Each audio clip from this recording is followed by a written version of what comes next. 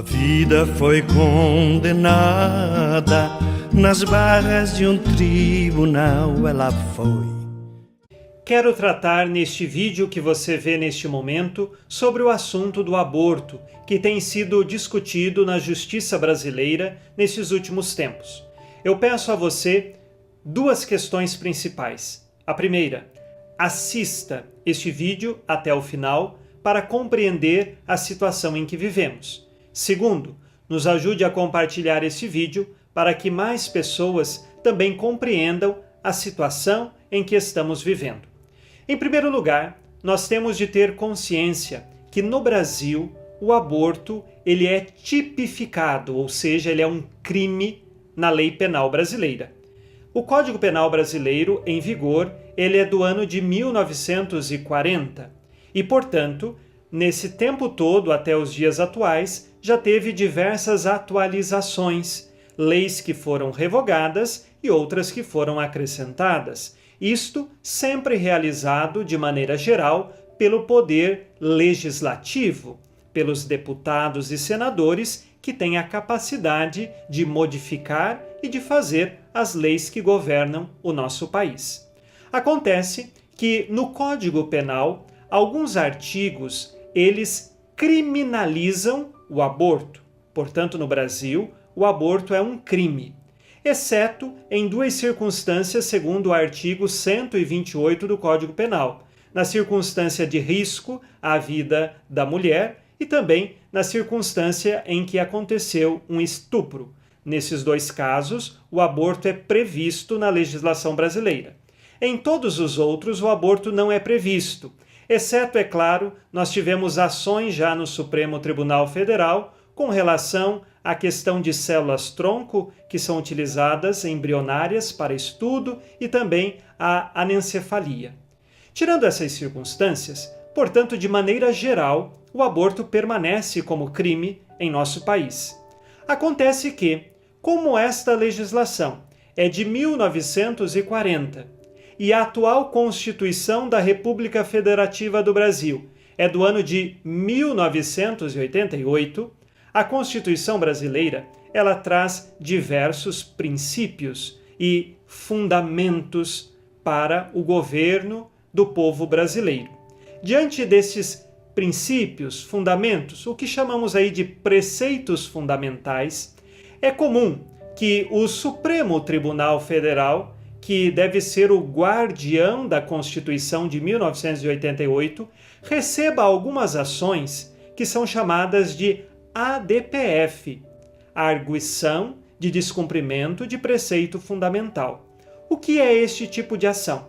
Ele se refere exatamente para que uma lei que vem antes de 1988 e que esteja eventualmente ainda válida, mas em descumprimento com algum preceito fundamental da Constituição de 88, então esta lei ela perca o efeito.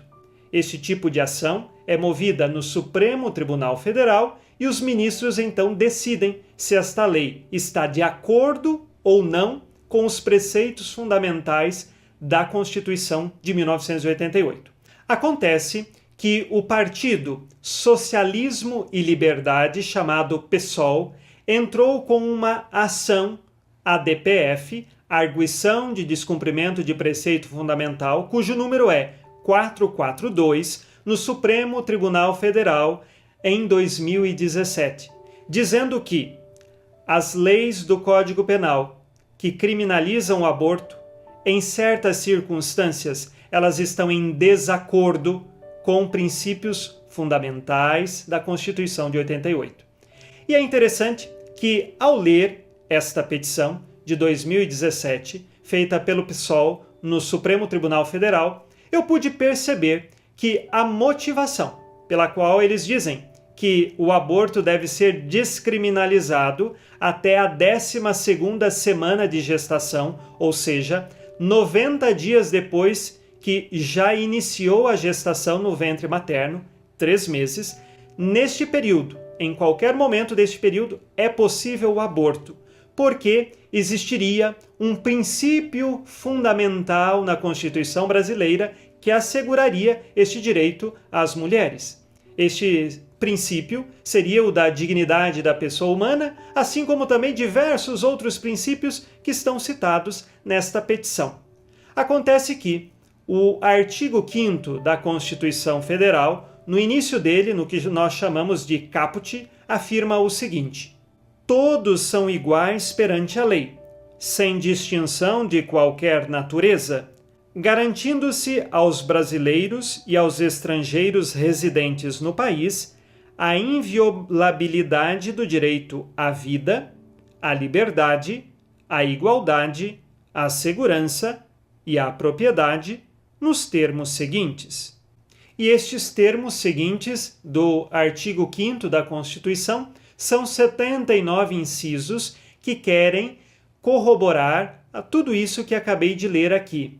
E é interessante que o primeiro princípio fundamental é a inviolabilidade do direito à vida. Só que o direito à vida, infelizmente, pelos juristas, tem sido interpretado de outras formas, colocando-se uma vida com maior importância do que outra. E diante dessa circunstância, pautado também neste artigo e interpretando de forma errônea, o PSOL protocolou este pedido no Supremo Tribunal Federal para dizer que os artigos 124 e 126 do Código Penal devem ser recebidos apenas parcialmente pela Constituição de 88 e assim liberando que até o 3º mês de gestação possa acontecer o aborto no Brasil. Entendamos que a interpretação deste artigo, dizendo que o direito à vida dá a possibilidade de assassinar uma criança ainda no ventre materno, é uma interpretação totalmente equívoca. Vamos para princípios fundamentais da filosofia. Quando eu digo que uma coisa é uma coisa, significa que ela não é outra. Digamos, uma árvore não é uma pedra. Uma pedra não é um animal. Um cachorro não é um ser humano. Portanto, cada coisa é uma coisa e tem a sua própria natureza. Diante dessa realidade, quando nós vemos um ser humano, não importa o estágio de vida que ele tenha, se tem 100 anos, se tem 50, se tem 1 ano, se tem 1 mês, se tem 1 dia, se ainda tem 10, 20, 30 semanas de gestação, seja como for, é um ser humano. E nós consideramos, portanto, na filosofia e na própria religião, que desde o momento da fecundação, aquilo que surgiu no ventre materno não é um puro e simples aglomerado de células, mas de fato é uma vida humana. E não importa o estágio que esteja, a vida humana deve ser preservada. E o artigo 5º da Constituição diz que todos têm o direito à vida. E assim entendemos que desde o momento da fecundação, eis que ali nós já temos um ser humano. Embora esteja em estágio de desenvolvimento, mas temos um ser humano. Quem é mãe e acompanhou o seu filho no pré-natal desde as primeiras semanas sabe que após aproximadamente a 6ª até a 8ª semana já é possível ouvir o coração do filho na hora da ultrassom.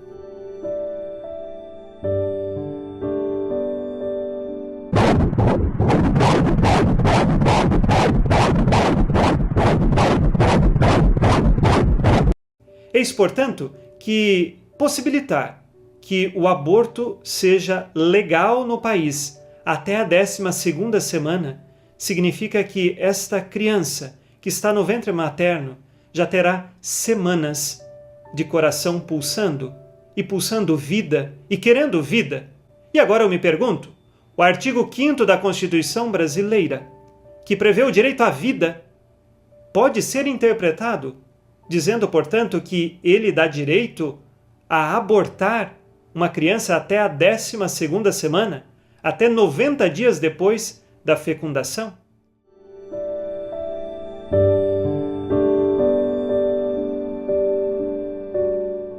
Muitas vezes nós religiosos somos acusados de que tratamos a questão do aborto como uma questão meramente religiosa.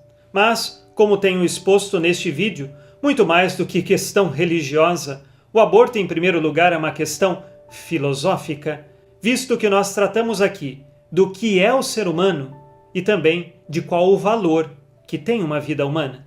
Também podemos ser acusados de que, por ser o aborto uma questão de saúde pública, por mulheres pobres morrerem porque tentaram um aborto ilegal, então nós somos indiferentes a estas circunstâncias e situações. Muito pelo contrário, nós defendemos que haja uma assistência a todas as mulheres, principalmente em situação de vulnerabilidade, seja qual for a situação em que se encontre. Nós vamos defender seja a vida da mulher, mas também seja a vida que está no ventre materno, em qualquer circunstância.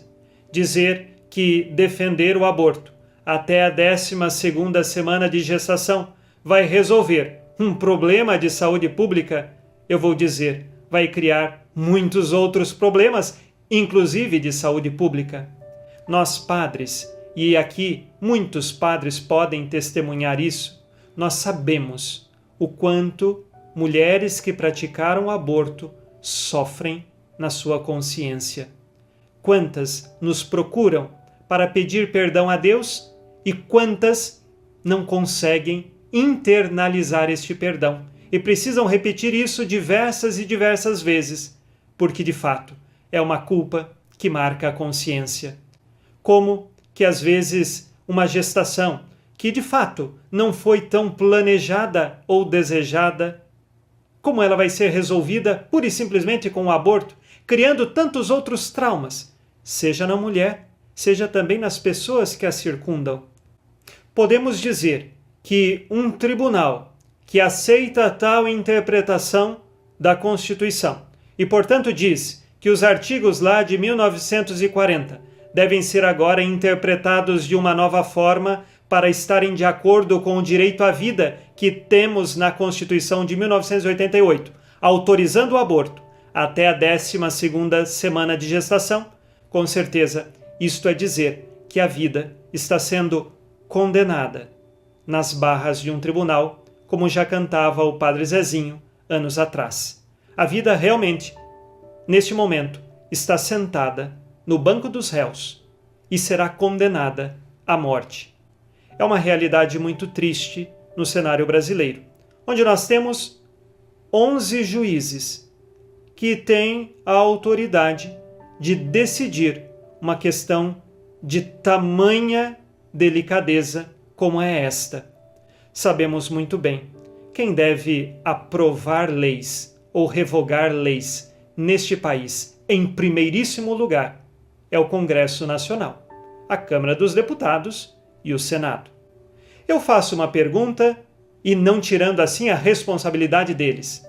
Por que projetos que nós já temos em tramitação ou novos projetos que podem ser propostos, seja no Senado, seja na Câmara dos Deputados, não é colocado em pauta com agilidade, com regime de urgência, para resolver essa questão na legislação brasileira?